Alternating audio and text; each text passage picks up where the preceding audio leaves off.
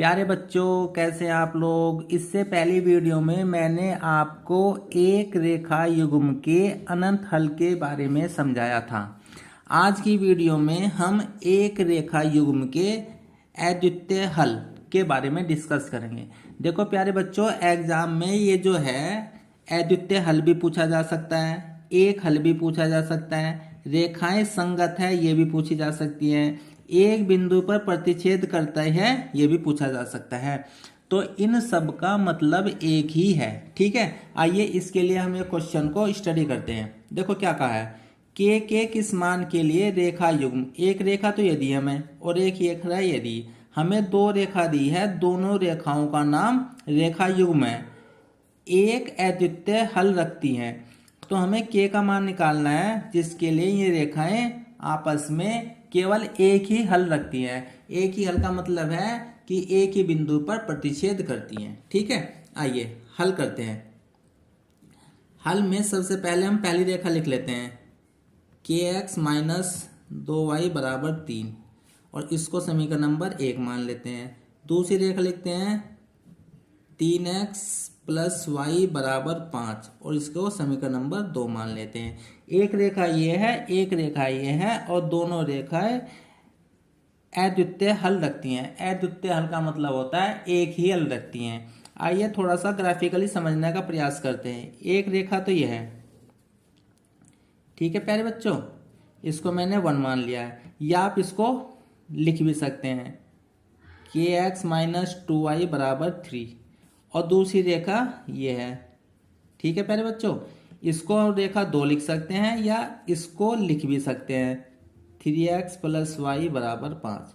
अब दोनों रेखाओं को देखो, दोनों रेखाओं में बराबर से राइट हैंड साइड पर कांस्टेंट है, तो इसका मतलब हमें चेंज करने की जरूरत नहीं है। ठीक, दोनों रेखाएं एक ही बिंदु पर काट रही हैं, दोनों रेखाएं एक ही बिंदु पर काट रही हैं। इसका मतलब ये है कि रेखाओं का एक ही हल है, यानी x और y के केवल एक ही मान ऐसे हैं जो दोनों समीकरणों में रख करके समीकरण संतुष्ट की जा सकती है। ठीक है, चलिए आगे बढ़ाते हैं। अब कंडीशन क्या दे रखी है, कंडीशन दी हुई है मेरे प्यारे बच्चों, एक अद्वितीय हल हो। ये जो रेखाएं हैं इन दोनों का एक अद्वितीय हल हो, तो इसके लिए होता है प्यारे बच्चों a1/a2 का मान बराबर नहीं होना चाहिए b1/b2 के। मेरे ख्याल से ये बात आपकी समझ में आ गई होगी। ठीक है प्यारे बच्चों, a1/a2 का मान b1/b2 के बराबर नहीं होना चाहिए। हमें c1 और c2 से कोई मतलब नहीं है, चाहे वे मान बराबर हो चाहे वे मान बराबर ना हो, हमें उससे कोई मतलब नहीं है। ठीक है, अब देखिए सबसे पहले हम निकालते हैं a1/a2। a1 क्या है, x का गुणांक, x का गुणांक क्या हो गया मेरे प्यारे बच्चों k, और a2 क्या है दूसरी समीकरण में x का गुणांक, वो हो गया मेरे प्यारे बच्चों 3। ठीक, उसके बाद हम निकालते हैं b1/b2। बहुत ध्यान से समझना, ये कॉन्सेप्ट बहुत इंपॉर्टेंट है। b1 क्या है, पहली समीकरण में x y का गुणांक, तो y का गुणांक हो गया यहाँ पर -2। दूसरी समीकरण में y का गुणांक, देखो लिखना तो कुछ नहीं है, यहाँ लिखा हुआ तो कुछ नहीं है, तो अगर कुछ ना लिखा हुआ हो तो हम उसकी मल्टीप्लाई में 1 मान लेते हैं, तो यहाँ y का गुणांक हो गया प्यारे बच्चों 1। अब क्या होता है कि a1/a2 is not equals to b1/b2। बहुत ध्यान से समझना, a1/a2 का मान हो गया k/3 और b1/b2 का मान होगा -k2/1। दोनों की क्रॉस मल्टीप्लाई कर दीजिए, तो k की 1 में करेंगे तो k आ जाएगा और 3 की 2 में करेंगे -2 में तो -6 आ जाना चाहिए। मेरे ख्याल से बात आपकी समझ में आ गई होगी। जैसे ही k का मान -6 आया तो ये आपका आंसर नहीं होगा। आंसर क्या होगा इसे जरा हम डिटेल में समझते हैं। ठीक है प्यारे बच्चों, देखो आपका आंसर, आपका जो रिजल्ट आया है वह आया k की वैल्यू -6 नहीं होनी चाहिए। इसका मतलब क्या है, आइए इसको समझने के लिए सबसे पहले हम रियल लंबा लाइन खींचते हैं। ये रियल लंबा लाइन को हम r से प्रदर्शित करते हैं, ठीक, रियल नंबर से। और इधर की साइड में होता है मेरे प्यारे बच्चों प्लस इन्फिनाइट, और यहाँ होता है माइनस इन्फिनाइट। यानी आर का जो मान होता है वो माइनस इन्फिनाइट से प्लस इन्फिनाइट के बीच में होता है। ये मैंने पहले भी आपको बताया था। अब आप देखिए इसके बिल्कुल बीचों बीच होता है 0, और आगे इधर की साइड में चलेंगे तो हमारे पास प्लस की वैल्यूज आएंगी, और पीछे की साइड में चलेंगे तो माइनस की वैल्यूज आएंगी। ठीक है, तो हम आगे चलें 1 2 3 4 5 6, क्योंकि 6 तक ही हमने 6 तक ही लिखा है। आप इसे ऐसे भी लिख सकते हैं प्लस का 1 प्लस का 2 प्लस का 3 प्लस का 4 प्लस का 5 प्लस का 6। आप आगे भी लिख सकते हैं 7 8 9 10, इसमें कोई प्रॉब्लम नहीं है।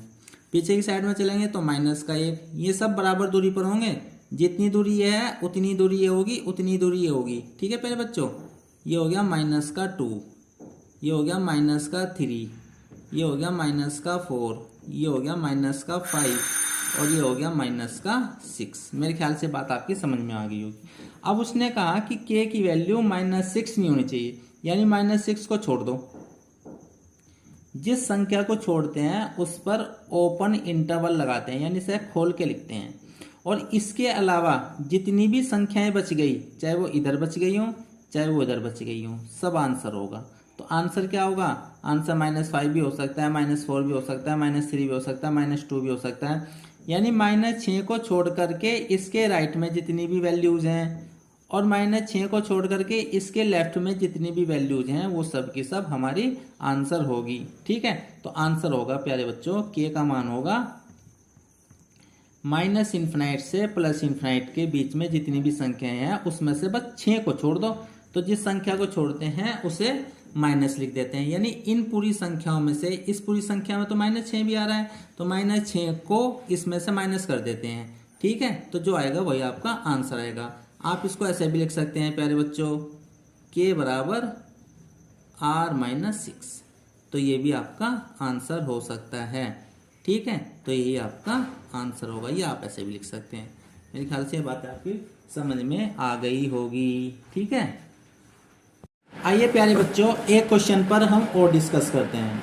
ठीक है, दूसरा क्वेश्चन है 3x + y = 1। इसको समीकरण नंबर 1 लिखा है हमने, और दूसरी समीकरण है हमारे पास में 2x - 1 × x + k + 1 × y = 2k + 1। इसको समीकरण हमने 2 लिखा है।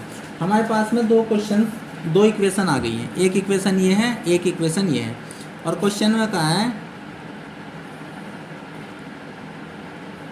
अद्वितीय हल हों। ठीक है, तो सबसे पहले हम वही कंडीशन लिखेंगे, और कंडीशन के लिए जिस चीज़ की ज़रूरत है उसकी वैल्यू निकालेंगे। सबसे पहले हम निकाल लेंगे a1/a2 की वैल्यू। a1 तो होता है पहली समीकरण में x का गुणांक। x का गुणांक क्या है? 3। और दूसरी समीकरण में x का गुणांक है प्यारे बच्चों, ये है k, 2k - 1। ठीक है, फिर हमने निकालेंगे b1/b2। b1 का जो वैल्यू है पहली समीकरण में है वह है 1, और दूसरी समीकरण में जो b की वैल्यू है वह है मेरे प्यारे बच्चों k + 1। ठीक, अब कंडीशन क्या होती है?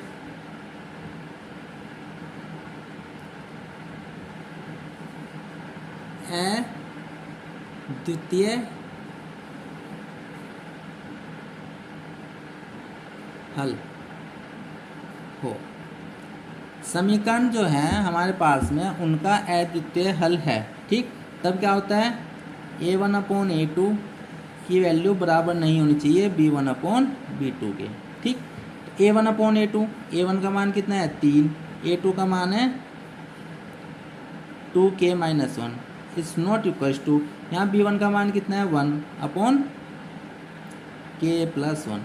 अब आप इनकी क्रॉस मल्टीप्लाई कीजिए।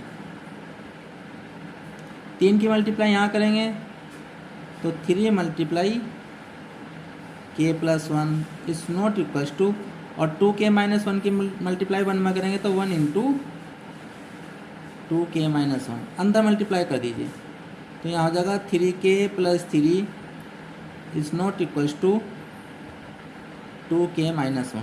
ठीक है प्यारे बच्चों, अब k को k की साइड में ले जाइए और कांस्टेंट को कांस्टेंट की साइड में ले जाइए, तो यहाँ हो गया 3k, ये 2k है, जब बराबर से इधर शिफ्ट करेंगे तो माइनस का हो जाएगा 2k is not equals to, यहाँ माइनस का 1 है, इस प्लस को इधर शिफ्ट करेंगे राइट हैंड साइड में, ये 3 यहाँ है प्लस का, जैसे हम इसको राइट हैंड साइड में शिफ्ट करेंगे तो माइनस का हो जाएगा, इधर हो जाएगा माइनस का 3। 3k में से अगर हम 2k माइनस करते हैं तो k आ जाता है, इज़ नॉट इक्वल्स टू -1 और -3 हो जाएंगे माइनस का 4। ठीक है प्यारे बच्चों, तो आपका आंसर ये भी हो सकता है। अगर एग्ज़ाम में ये क्वेश्चन बहुविकल्पीय दिया गया है और बहुविकल्पीय में ये वैल्यू दी गई है कि k का मान नॉट इक्वल्स टू -4 है, तो आपको इसी ऑप्शन पर आपको निशान लगाना है। अदरवाइज आपको ऐसे भी कर देना है, जैसे मैंने इससे पहले क्वेश्चन में किया है कि k का मान r में से -4 को घटा दीजिए, तो ये भी आपका आंसर हो सकता है। ठीक, अब आप ऐसे भी निकाल सकते हैं कि k का मान, ये जो r है इसकी वैल्यू डाल दीजिए, इसकी वैल्यू होती है -∞ से +∞, और इसमें से -4 को घटा दीजिए, तो ये भी आपका आंसर हो सकता है। मेरे ख्याल से ये बात आपकी समझ में आ गई होगी। तो हमारे आंसर ये भी हो सकता है, हमारा आंसर ये भी हो सकता है, हमारा आंसर ये भी हो सकता है। तो ऊपर वाली वैल्यू देखिए, ऊपर वाली वैल्यू में एक माइनस तो ये आएगा और इसको लिखेंगे -6 और इसको लिखेंगे -6, तो -6 r में से घटा है, r में से -6 को छोड़ करके जितनी भी संख्याएं होंगी वो सब की सब हमारा k का मान होगा। ठीक है प्यारे बच्चों, मेरी उम्मीद है कि ये वीडियो आपकी समझ में आई होगी। अगर इसमें कुछ भी डाउट है तो आप मुझे कमेंट्स में बता सकते हैं। Thank you for watching.